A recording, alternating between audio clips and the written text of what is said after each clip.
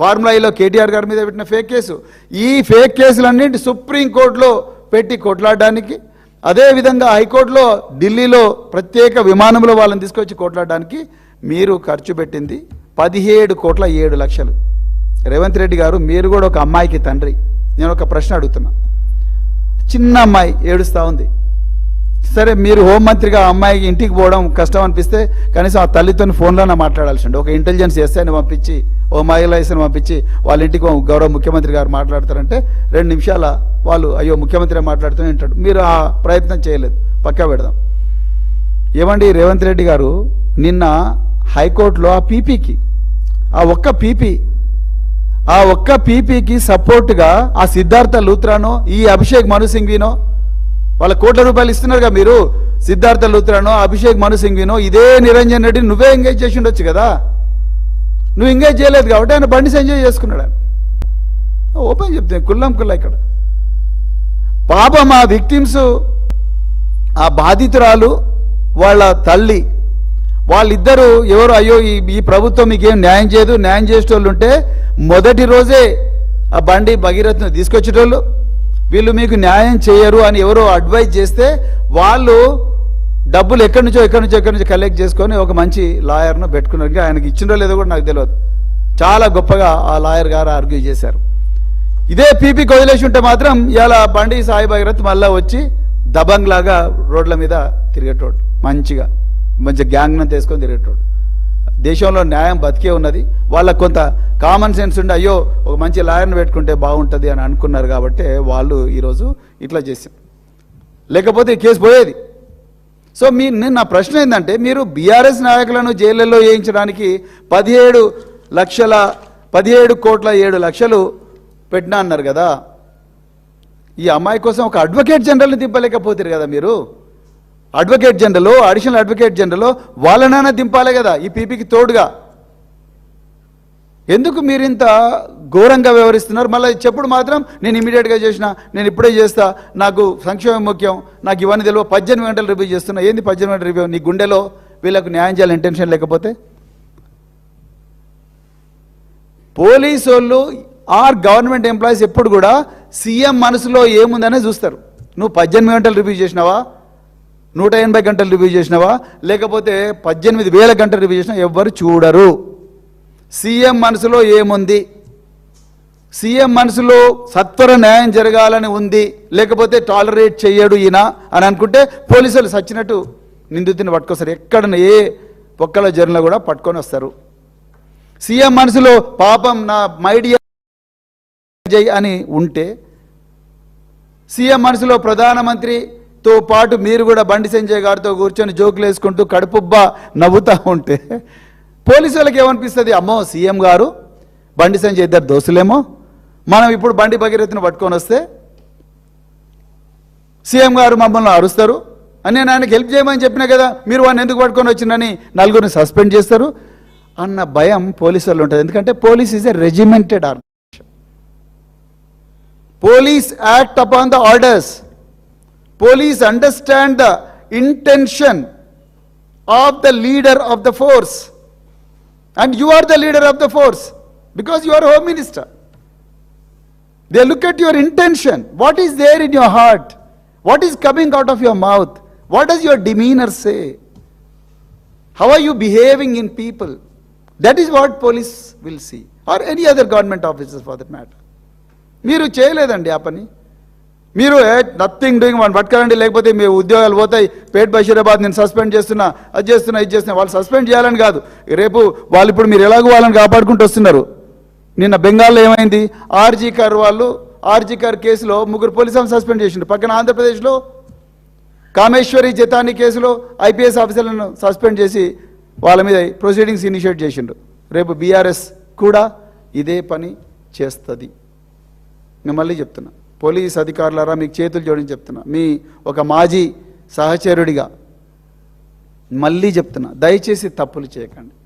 అక్రమమైన ఆదేశాలు తీసుకొని అమాయకుల జీవితాలతో ఆడుకోకండి. ఆ మైనర్ బాలిక తల్లికి ఏం తెలియదు, చట్టం తెలియదు, ఏం తెలియదు. వాళ్ళకు వాళ్ళ బతుకులో వాళ్ళు ఉన్నారు. వాళ్ళు వచ్చినప్పుడు మీరు కేసు రిజిస్టర్ చేసి ఉండాల్సిందే. కానీ మీరు నిందితుడికి సపోర్ట్ చేయడం కోసం మీరు నిందితుడికి సపోర్ట్ చేయడం కోసం తప్పుడు కేసులు పెట్టి వాళ్ళని ఇబ్బంది పెట్టిండు. Tomorrow you have to answer all these questions. Definitely BRS government version 2.0 is going to ask this question. Get ready with answers. అంతే తప్ప మీరు మంచి పొజిషన్లో ఉన్నారు, చాలా కంగ్రాచులేషన్స్. కానీ దీనికి మాత్రం మీరు ఆన్సర్ చెప్పాల్సిందే. అదేవిధంగా మరి మీరు చాలా చోట్ల మీరు అరెస్టు, మేము బండి సాయి భగీరథ్ను 9 రోజులైనా మీరు అరెస్ట్ చేయలేదండి. కానీ మీరు ఈ అరెస్ట్ వ్యవహారంలో కొన్ని ఘోరాలు చేసినారు, అవి నేను చెప్తా. మీరు ఎన్టీవీ రిపోర్టర్ దొంతు రమేష్ను విమానాశ్రయంలో అత్యంత దారుణంగా పట్టుకున్నారు. ఇంకొక 2-3 రిపోర్టర్లను పట్టుకున్నారు. అదేవిధంగా బీఆర్ఎస్ నాయకుడు క్రిషాంక్ను ఇంటికి పోయి ఎత్తుకొని వచ్చిండ్రు. నల్ల బాలు అమ్మతో కలిసి అన్నం తింటుంటే కరీంనగర్లో ఆ ప్లేట్ను తన్ని అన్నం కింద పడేసి గుంజుకుంటూ వచ్చి 16 రోజులు కరీంనగర్ జైల్లో పెట్టిండ్రు. రేవతి అనే ఒక జర్నలిస్టు, తన్వి యాదవ్ అని ఇంకొక అమ్మాయి, వీళ్ళిద్దరిని కూడా రాత్రి 2 గంటలకు అరెస్ట్ చేసి జైలుకు పంపించిండ్రు. వాళ్ళు చెప్పిన నేరం ఏంటి? ప్రభుత్వంలో కరెంటు సరఫరా సరిగా లేదని చెప్తే మీరు వాళ్ళను అరెస్ట్ చేశారు. లగచర్ల రైతులు రాత్రి 2 గంటలకు ఆ ఊరి మీద పడి మగవాళ్ళందరినీ కూడా ఎత్తుకొని పోయినరు. అమ్మాయిలందరూ కూడా పక్కన ఉండే పొలాల్లో పోయి తలదాచుకున్నారు. ఇది మీరు చేస్తున్న సత్యన్యాయం.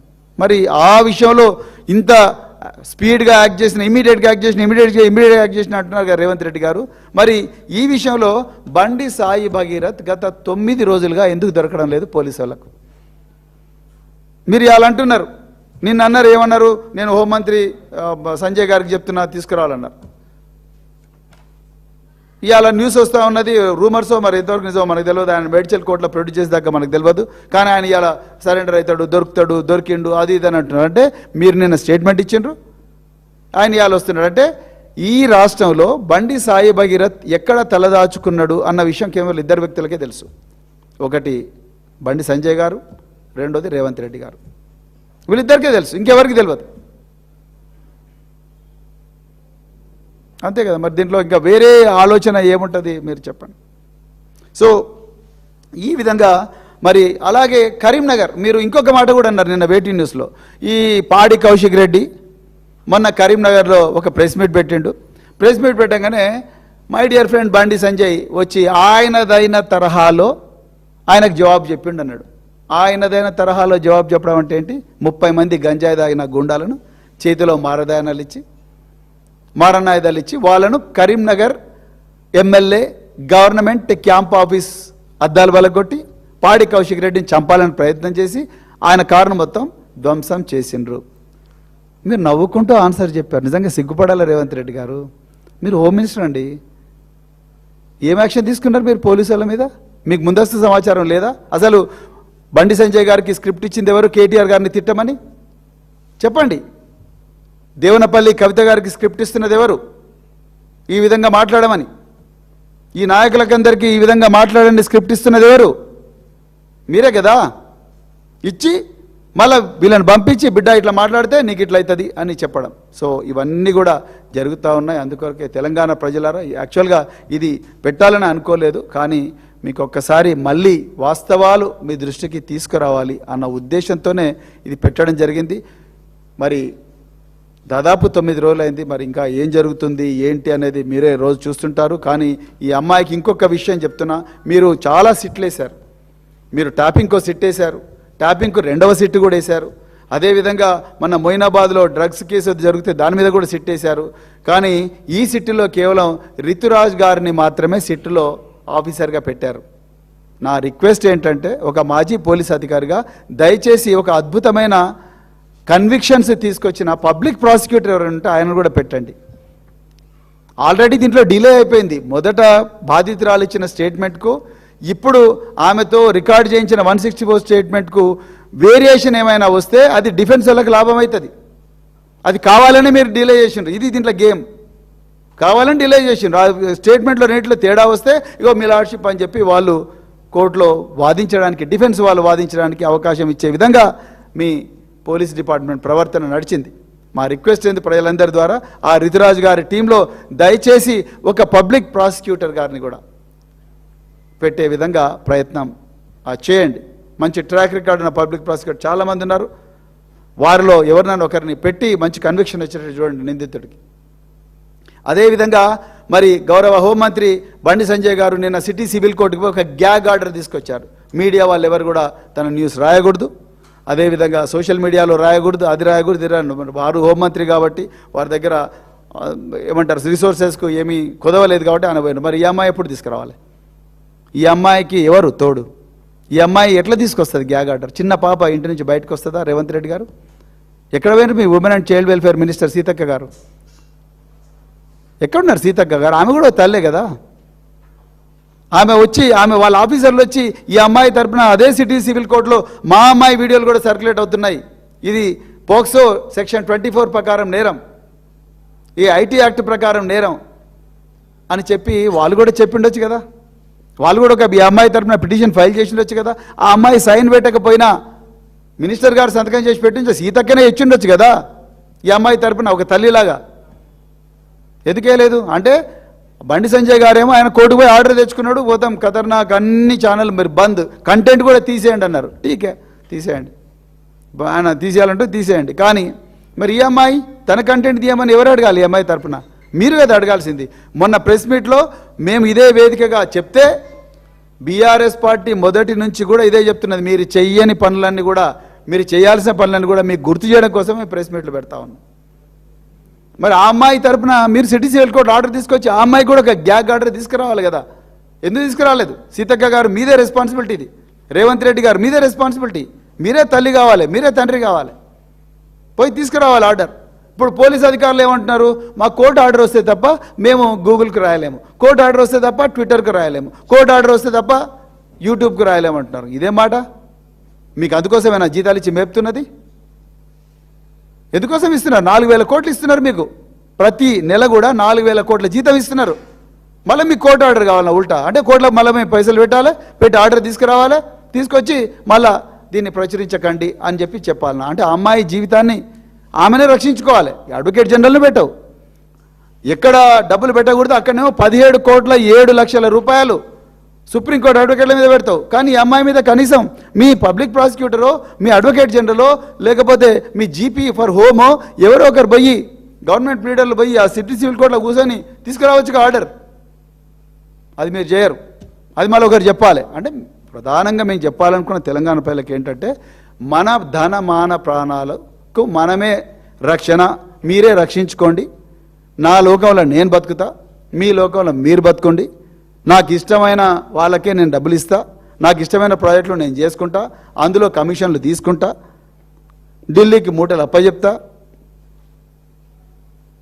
నాకు బీజేపీకి దోస్తానున్నది, చేతిలో కమలం ఉన్నది, కమలంలో చేతున్నది, ఇదే ఇవన్నీ కూడా డ్రామాలు, మీరు మీ ప్రాణాలు మీరే రక్షించుకోండి అని మీరు డైరెక్ట్గా చెప్తున్నారు. మరి తెలంగాణ ప్రజలందరూ కూడా ఇవన్నీ కూడా గుర్తించి మరి ఈరోజు ఈ కుటుంబం బాసటగా పెద్ద ఎత్తున కూడా మహిళా లోకం చాలా గొప్పగా పోరాడుతున్నది. వాళ్ళందరూ కూడా హృదయపూర్వక పాదాభివందనాలు.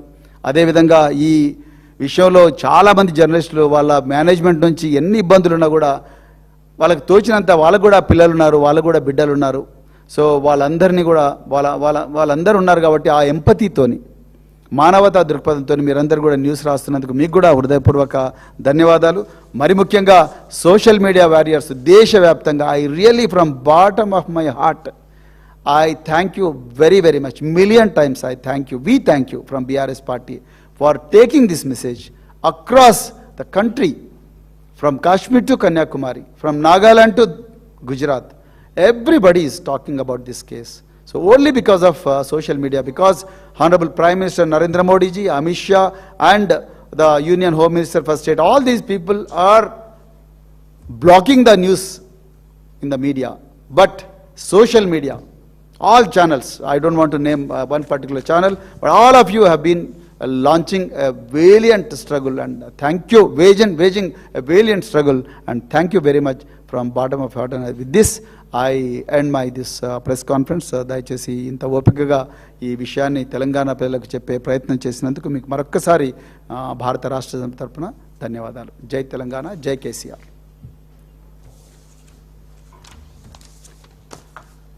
Thank you very much.